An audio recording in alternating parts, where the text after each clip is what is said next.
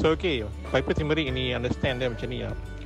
Dia adalah satu, bukan sebagai ubat, tetapi dia adalah satu supplements daripada food yang untuk enhance pada kita punya organ-organ dalam badan.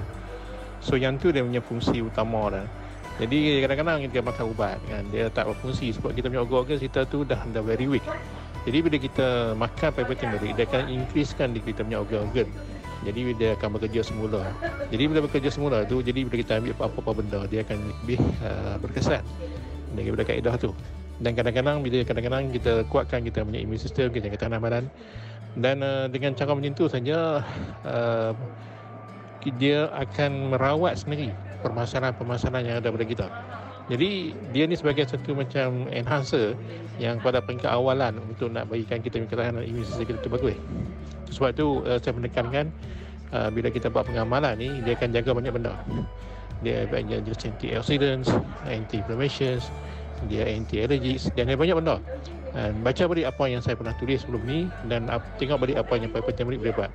Dan memang pengamalan ni adalah satu yang terbaik sebab dia akan jaga kita punya sistem badan.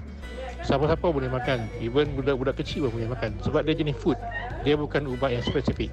Jadi pada kes yang isteri tu, dia kena depresi tu, memang kita tak tahu dia punya sebab penyebab dia, tapi antara lain mungkin dia ada something yang berlaku yang menyebabkan dengan saraf dia jadi keradangan. Jadi bila jadi keradangan, dia jadi mungkin dia punya masa dia tu akan tarik kawat everything macam tu, dan kat situ dia akan melemahkan dia punya sistem.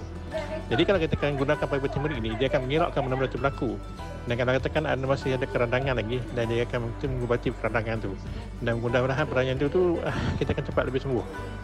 So faham dia, siapa-siapa boleh makan, dan bagus, saya memang galakkan dan makan, dan anda akan baiki immune sistem badan, dan dia akan tingkatkan segala organ-organ dalam badan. InsyaAllah faham dia tu.